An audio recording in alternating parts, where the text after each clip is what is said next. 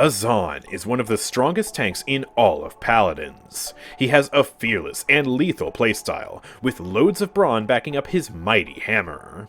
Azaan is one of the best tanks for carrying your team to victory, but he's also a difficult tank to master. In this video, I'll show you the best tips, tricks, and loadouts to dominate with the Pyre Lord. But before we get started, you should head down below and hit that big red subscribe button, because I'm making a ton of champion guides here on the channel and you won't want to miss out. Now then, I'm AndrewChicken, and this is how to play Azaan in Paladins.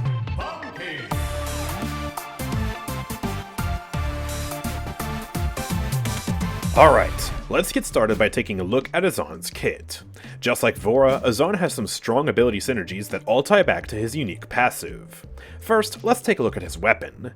Judgment is a powerful projectile-based weapon with long range and the same attack pattern as Xin, doing 2 light attacks and then a strong heavy attack. Azaan has great burst but a slow fire rate, so it's punishing to miss but rewarding to master. Azaan's weapon also ties directly into his passive, Pyre. Right above your ability icons, you'll see this bar that fills up as you deal and take damage. As the bar fills up, you'll gain more and more damage reduction up to a maximum of 12%. When you're above 85% Pyre, indicated by the yellow portion of the bar, you'll also deal 12% more damage with all of your abilities. At this threshold, all of Azaan's abilities will also be augmented, including his primary fire, which now explodes on impact. Azaan is capable of filling his Pyre meter very quickly when in combat, but it will start to decay if you go too long without dealing or taking damage. A little bit of Pyre will also be consumed when using each ability. Managing Pyre uptime is very easy, as long as you consistently land your shots. Reckoning is a short-ranged area attack that happens in front of Azaan and pierces through all shields, barriers, and even walls. It deals 300 damage and lifts enemies for a quarter of a second, cancelling most movement abilities in the process. Above the Pyre threshold, this ability will have a 3-second shorter cooldown after being used. Next, we have Azaan's Sanctuary. This ability summons 5 wall segments in a semicircle formation for 8 seconds, and can be deployed at a distance. Each segment has 2500 health, but will have 50% more health when used above the Pyre threshold. You can also recast the ability to bring the walls down if you accidentally trap yourself or a teammate. Azaan's last ability before the ultimate is Conviction, one of the most powerful movement abilities in the tank class. Although it doesn't seem like it at face value, because it barely goes anywhere at all. However, this ability travels much faster when used at max Pyre, and it can get a lot of help from some cards and talents that we'll talk about later. Conviction can also be used omnidirectionally and will pick up the first enemy he collides with, dealing damage and displacing them. If he slams that enemy into a wall, he'll do an additional 350 damage and stun the hapless enemy. The stun duration will double if you hit a Sanctuary wall, and this ability will interrupt most channeled abilities regardless of if you hit the stun or not. And finally, we have his ultimate, Deliverance. This ability has Azaan rise up into the air for 6 seconds, instantly gaining crowd control immunity and 50% damage reduction. From there, he can throw his hammer down on the ground to deal a massive 725 damage knockback in a huge area, before teleporting down to the hammer to do another 250 damage. This also benefits from the 12% bonus damage Azaan receives above the Pyre threshold, making the burst even stronger. If you want, you can cancel this ability early without throwing the hammer, refunding 30% of the ultimate charge and falling down to the ground. Now, let's talk about Azaan's talents. His talent situation is rather sad, and I can make a full video talking about how to make these talents way more interesting. Right now though, we're only here to talk about what's most effective for Azaan, so let's just get into it. Persistence is his first talent, and provides 30% lifesteal? Dang.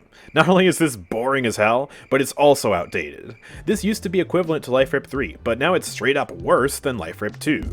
Anyways, this talent is actually his most consistent and easiest talent to play, because it's the only one that provides a flat buff without any drawback. The extra sustain can be convenient, although it falls off very hard in late game. It's good when you're first earning Azaan, if you need to maximize your sustain because your healer is trash, or you want low cooldowns without the drawback of running Eternal. However, if you want a more deliberate and powerful playstyle, Tempering is the way to go. This talent provides greatly enhanced abilities at the cost of 25% longer cooldowns, giving Azaan incredible potency but forcing him to be more careful with his ability usage. Let's break down how this affects each ability. Reckoning will now deal 150 more damage, which scales even higher with the 12% bonus from the Pyre threshold. Sanctuary walls now have 50% more health, and will have 70% more health on top of that when above the Pyre threshold. Azaan's walls can potentially have 6,375 health each with this talent, making them almost indestructible. And Conviction will now travel 50% farther, which stacks with the speed boost from being above the ire threshold. It will stun for 1.175 seconds on a normal wall, and a staggering 2.35 seconds on a sanctuary wall. This talent makes Azaan extremely powerful, but the 25% cooldown penalty is very punishing if you misuse an ability. If you're skilled at Azaan like me, Tempering can be very rewarding when you use it well. This talent is far harder to use than Persistence, but can be his best talent if you know what you're doing. And then, we get to the sad, pathetic excuse of a talent known as Eternal. If I ever see you using this talent, I will personally come over to your house and fill your entire refrigerator with mayonnaise. Eternal stops ire from decaying at the cost of no longer gaining any bonus damage from the ire threshold. Not only is this talent completely useless because of how easy it is to maintain maximum ire in a fight, but it actively sabotages your damage output. Eternal is a veritable throw pick, and you should never play it. Anyways, let's move on to something slightly less depressing, and talk about loadouts. Azaan has a lot of powerful cards that give him some incredible sustain and cooldown reduction, but before we talk about my recommended builds, let's look at some cards to avoid. Duty is a Mountain is like Eternal, but only slightly more forgivable. This increases the time it takes before your ire starts to decay, but you simply don't need this because again, it's very easy to maintain your ire in a fight. And if I ever see you using this card in an Eternal build, I'm not just filling your fridge with mayo, I'm also slathering your entire house in stinky, expired, dollar store mustard that was left out in the sun to rot. Moving on, Flames of Wrath is another useless card because of how it scales. This increases the duration of the lift from Reckoning, but the bonus it provides is so tiny as to be non-existent. Reckoning only lifts enemies for 1/4 of a second, and Flames of Wrath increases that by 50%. Or in other words, it provides 1/8 of a second of increased duration. Yeah, never use this card. It's pointless. Ad Eternum and True Conviction are two cards that aren't worth it either. The biggest issue I have with these cards is that they're separated, so you have to choose whether you or your teammates get DR. Ad Eternum has far weaker scaling, but True Conviction doesn't apply the DR to you at all. It's a very large investment if you want both you and your teammates to get the DR from Sanctuary, and it's usually not worth it. If you only want your teammates to get it, the radius isn't big enough for it to be consistent. There's no visible range for it either, making the card very unintuitive for your teammates. It's better to use other cards that will help Azaan be a better frontliner, rather than some weird pseudo-support. You also shouldn't use most of Azaan's self-healing cards outside of Grim Deliverance and Eternal Strife, because these two far outclass the value provided by his other options. These cards provide consistent and powerful healing on every ability, while the other cards only provide healing on one ability. Now then, let's move on and take a look at my recommended builds. Azaan's builds should be focused on self-sustain, cooldown reduction, and in the case of this first build, enhancing his movement ability. This is my classic pin build, with Solemn Watch at level 5 for a massive boost to the distance traveled by Conviction. This is also paired with Tools of Salvation and Grim Deliverance for some good self-sustain, and Eternal Strife and Indignation as fillers. I also have a modified version of this build with Indignation at level 4 instead of Grim Deliverance for some extra cooldown reduction. Which version of the build you choose is dependent on if you need extra mobility or more powerful self-sustain for the fight you're in. But if you really want to push the healing to the max, this max sustain build will do just that. This has Tools of Salvation at level 5 for the highest health pool possible, with Eternal Strife and Grim Deliverance at level 4 for some beefy self-sustain. These cards give Azaan some of the best self-healing in the tank class because they provide a powerful and consistent heal every time he uses an ability. Of course, like all healing cards, these are hard to get value out of in late game, but they're still super useful and give Azaan extra staying power in a fight. This build can also be used with any talent, but is best paired with Persistence for two reasons. First, the extra life steal will boost his healing output even more. Second, the normal cooldowns will provide more healing over the course of a match than the long cooldowns from Tempering. Now, let's look at the best items to pair with these powerful builds. Chronos is by far one of the best items on Azaan, especially when paired with Tempering. Azaan has very powerful abilities and heavily relies on them to be effective, so it's important to have them available as much as possible. Nimble is also an excellent buy on Azaan because it's cheap and effective. This item is a no-brainer because it helps him push into the enemies more easily, which is exactly what you want as an off tank. Master Riding is another great buy for the exact same reason. It gets you to the fight faster than the enemy off-tank, making a bunch of space for your team. Standard tank items are also good on Azaan, such as Rejuvenate, Unbound, Armor Plating, and Veteran. Now, you might think that Life Rip is a good buy on Azaan because it amplifies his self-sustain, but this actually isn't so true. Azaan has very low DPS compared to most champions in this game, so items that scale based on weapon damage like Life Rip, Trigger Scent, and Wrecker aren't as good on him, except in niche circumstances. This might seem counterintuitive, because isn't Persistence a reliable talent for Azaan to play? Well yeah, but not because of the lifesteal. Persistence is reliable because it allows Azaan to take advantage of the normal cooldowns without incurring the penalty of the waste of space known as Eternal. The lifesteal is basically just an added perk, but not actually the reason you pick this talent. Life Rip doesn't stack well with Persistence either, because Life Rip will completely mitigate the bonus from this talent due to diminishing returns. You'll get the full 60% from Life Rip, which is good, but the 30% from Persistence will be reduced down to just 7.5% bonus lifesteal. Instead of getting 90% lifesteal, you're actually looking at just 67.5%, which isn't nearly as good. Bloodbath also isn't good on Azaan because it's too expensive and too ineffective. This makes Meditation the best green item you can buy on Azaan, besides Rejuvenate, of course. Meditation scales best on tanks because of their high health pools, and it helps when your healer is bad or you're playing away from your support. This item is even better on Azaan than most other tanks because he has excellent ways to get out of combat and let Meditation heal him back up. His movement abilities are great at getting him out of a fight in a pinch, and he can also use his walls to hide and heal up out of combat. Now, before we move on to the gameplay tips, I quickly want to address a rookie mistake that a lot of new players make. Do not buy Guardian on Azaan. Guardian only affects shields, not deployables. Even though damage done to Azaan's walls counts as shielding on the end screen, they are not shields. And if you're playing against Azaan, Bulldozer will destroy his walls faster, not Wrecker. Now then, let's finally crack on with some advanced gameplay tips. Azaan is a very aggressive tank who excels at pushing into the enemies, flanking, and making space for his team. He's best played with a second tank on the team who can manage the objective, while Azaan goes on a killing spree in the backline. First, let's talk about his weapon. Judgment has a very slow fire rate paired with a medium projectile speed. It also has a delay between when you click the shoot button and when the projectile actually flies out of his hand. This weapon requires a good amount of practice to use at long distances and against evasive targets, but you can't really practice that very well in the shooting range. You simply have to play a bunch of matches to get comfortable with it, or grab a friend and have them strafe around in a custom game. I recommend treating Judgment like a semi-automatic weapon and clicking for each hammer, rather than holding down the fire button. This makes your aiming more deliberate, which helps you hit more shots in my experience. If you have good reflexes and tracking, you can also flick across the screen to hit somebody even after you've pressed the fire button thanks to the delay this weapon has. It's a skill I recommend practicing to bully even the most evasive targets. You can also use the area of effect as a form of cover denial. In tight spaces, you can aim at the floor, wall, or ceiling to hit around cover and still do damage, just like Ash.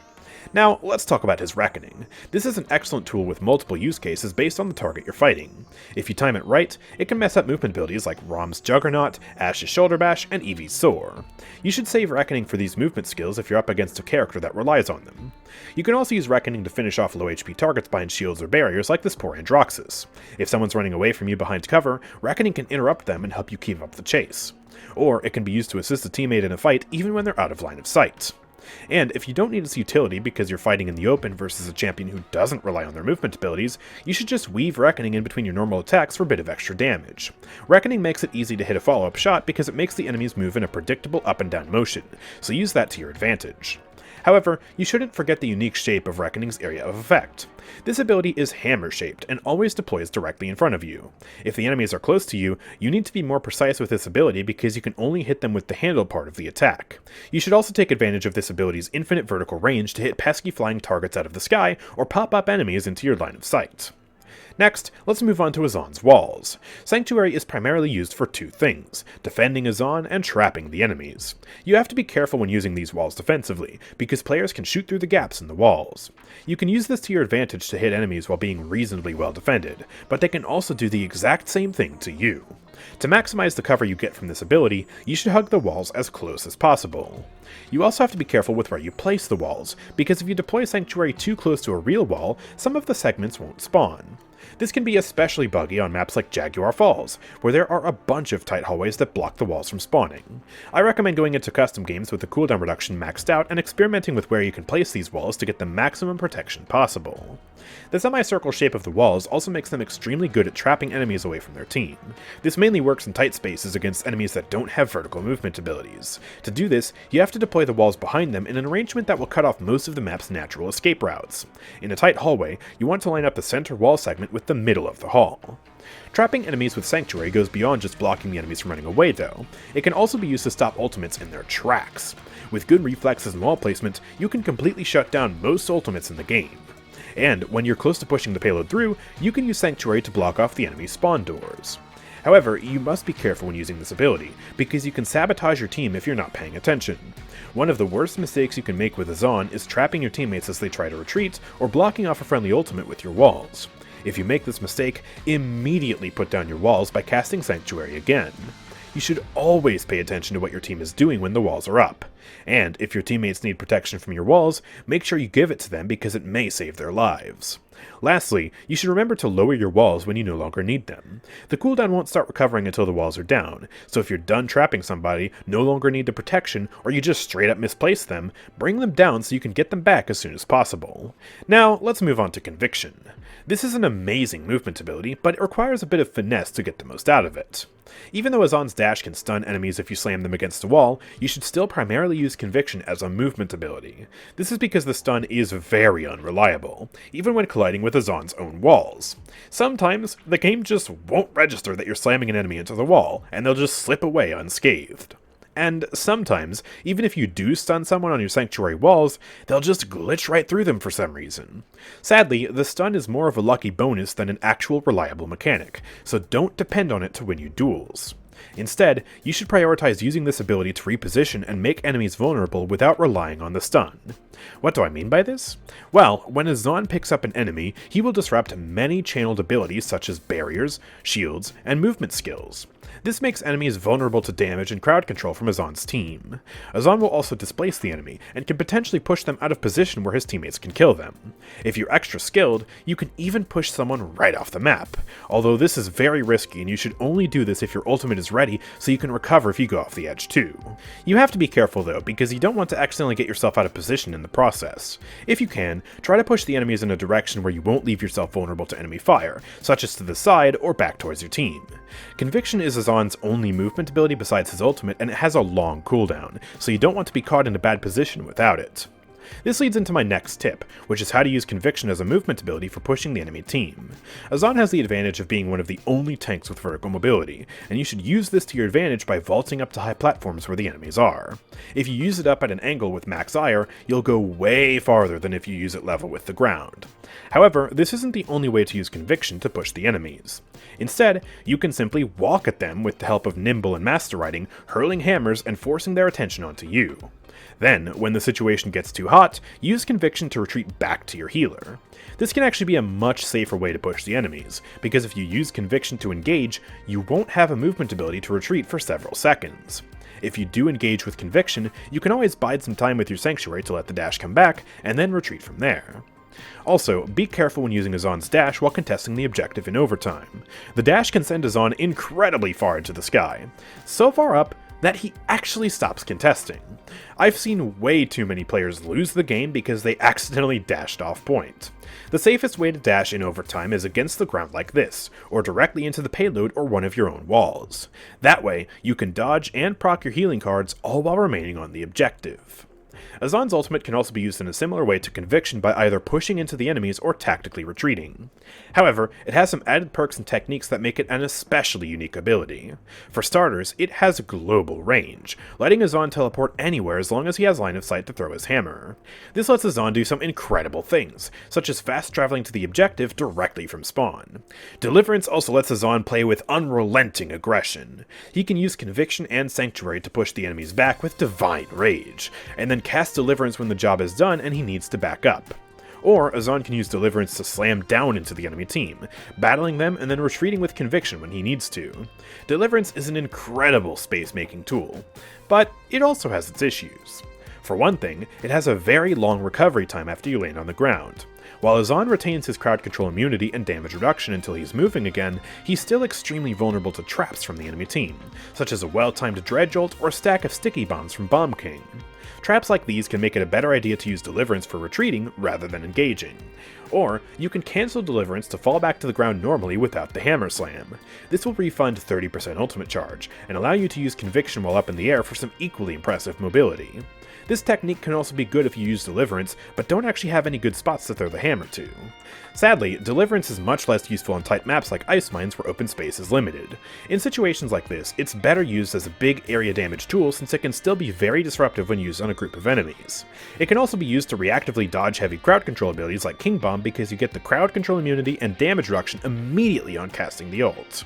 As Azaan, you should be playing very aggressively because you have some of the best tools in the game to make space and bully the enemies. You should be confident and lead your team into battle, but you should never be reckless. Even though you're one of the strongest tanks in the game, you can still be killed very quickly if you get out of position with no abilities to defend yourself.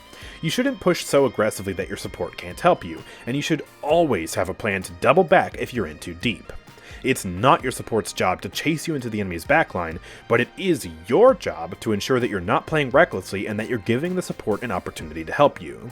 It's also your job to protect your healer from the off-tank and flanks, so always be ready to dash back to them and help them when they need it. Your healer can't heal you if you let them die because you're not doing your job. And, while Azaan is great at attacking the enemies by himself, he's even better when backed up by his flanks. Before the round starts, you should strategize with your flanks and DPS about which side of the map you're going to push and who you're going to target. Azaan should be focused on pushing past the enemy off-tank to attack the supports and damage champions in the back. When needed, he should also focus on keeping the enemy tanks and flanks at bay. Managing both of these things at the same time can be difficult, and it requires you to pay close attention to what's going on during a match. You should always be aware of where the enemy tanks are because they have the same goal as you, destroying the backline. If you notice that the enemies are making an aggressive push, you should step in and block them from bullying the vulnerable squishies on your team. However, Azaan can't play on the defensive forever, because he's designed to go on the offense. You should try and put the enemies on the defensive by utilizing Azaan's long range to pressure squishies behind the off-tank when it's appropriate, forcing them to fall back and opening up room for Azaan to push in. Sometimes you just have to brawl with the off-tank, and that's okay, but it's important that you prioritize squishies when you have a good opening. And, even though Azaan is not a point tank, you may still need to tag on to point when your main tank is weak or dead. When you do this, your main job is to stall the enemy team and provide cover so your team can recover. Placing Sanctuary on point when your other tank's shields are down is a great way to consistently protect your team from the enemies. When you don't have Sanctuary available, you should handle point very delicately. Even though Azaan has a lot of brawn with his inherent damage reduction, he's still not great at holding the point without his walls, so utilize natural cover when you can. Now, I know I've just given you a ton of tips to chew on, so let's make it easier to understand with some real in-game analysis. We're going to look at a clip where I make a bunch of space for my team to capture the objective, even though I'm just one tank going up against two. I start the fight by skipping around the right side of the objective directly into the enemy's backline. I have a very aggressive team comp with two flanks who I know are going to back me up, so I immediately start throwing hammers at the nearby emoji who is unprepared. I use Reckoning to scare her into using Magic Barrier, and time my next hammer so it hits her as soon as the barrier goes down. At this point, I see two things that tell me to dive in even deeper. 1. Moji is weak and I can easily secure the kill.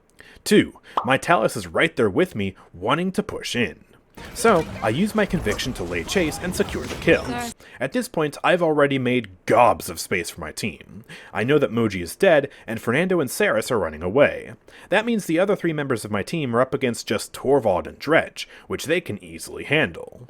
So, I make myself comfortable in the backline by walling off Saris so she struggles to heal, and turning my attention over to Dredge after bonking Fernando over the head. As Dredge retreats, I hear the sound of Torvald blasting at me, so I know I've overstayed my welcome. I dash over the ledge back to my support, who quickly tops me off. At this point, we still have a ton of space. I've ceded a little bit of ground by retreating over to Grover, but I'm still in control of the fight. I stay out in the open and put pressure on their tanks, looking briefly to the left to make sure we're not getting flanked. Eventually, I hear Dredge, so I turn my attention to him and slap him with a hammer. I use Reckoning to blast him up in the air through the wall so I can land the final shot and secure the kill. Now, it's a 4v5, and I see Torvald trying to push up on the right. We can't have that, so I slam him into the wall and force him out of position. Here you can see the unreliable stun in action, as he just walks away instead of properly being stunned. Anyways, now you can see a few things happen. First, Torvald is out of position because I'm standing between him and the rest of his team, with my own teammates backing me up. Second, both Moji and Fernando are chasing Talus, who himself is chasing Torvald. Because of these two key elements, I know that the right move to do is put up my wall like so. This blocks Moji and Fernando from chasing Talus further, saving his life. This also permanently cements Torvald in a terrible position for us to easily cut him down. Once Torvald is dead, I put my walls down and put the pressure on Moji, sending her back away from my team. You'll notice that at this time, I'm letting Fernando capture the objective. This is fine though, because I'm controlling the fight in a way that makes sure he's not actually a threat to my team. I killed Dredge, locked Torvald into a grisly fate, and now know that both Moji and Saris are distracted by fighting me. By pushing Moji away like this, I'm putting a lot of pressure on her while also isolating Fernando from the fight, letting my other 4 teammates handle him with ease. I do so much damage to Moji here that I force her to use Magic Barrier, but I'm ready for it. Even though I primed another hammer throw, I used the brief delay to swing the hammer into the signpost instead of the barrier, stopping her from marking me for death. Fernando is in full retreat now, and I use a smart reckoning to pop him up behind his shield and finish both him and Moji off. And with that final kill, we gracefully capture the objective. Now, do you notice something about that fight? How many times did I touch the objective? That's right, I didn't go to the objective once. That's because as the off-tank, it's my job to make space for my team like how I did throughout this whole clip. I was so much more effective for my team because I wasn't just sitting on the objective, but instead going out and pushing the enemies back. That's the fundamental thing you need to understand with Azaan. Making space so you can win the team fight is the most important thing with this character, and mastering this is the key to mastering Azaan. Having a good instinct for when to step back is equally as important, because you can only control the tempo of a fight if you're still alive. Sometimes you will have to hold on to the point, and that's okay. As long as you understand the mindset of zoning out the enemies and controlling the fight, you'll do great with Azaan. Azaan is the most dominant force on the battlefield, a god amongst men, so give him the respect he deserves by playing him like the legend that he is. But anyways, that's going to do it for this advanced guide on how to play Azaan in Paladins. If you found this video to be helpful, then please drop a like and subscribe to stay up to date on all upcoming guides. Also, comment down below what champion guide you'd like to see next. Lastly, if you want to support this channel, consider checking out my Nexus over at nexus.gg/AndrewChicken. There, you can buy crystals, DLC, and more stuff that you were probably going to buy anyways, and support this channel in the process. It's officially affiliated with Evil Mojo, and is a great way to support your favorite creators. Thank you guys so much for watching, I will see you all next time, peace out.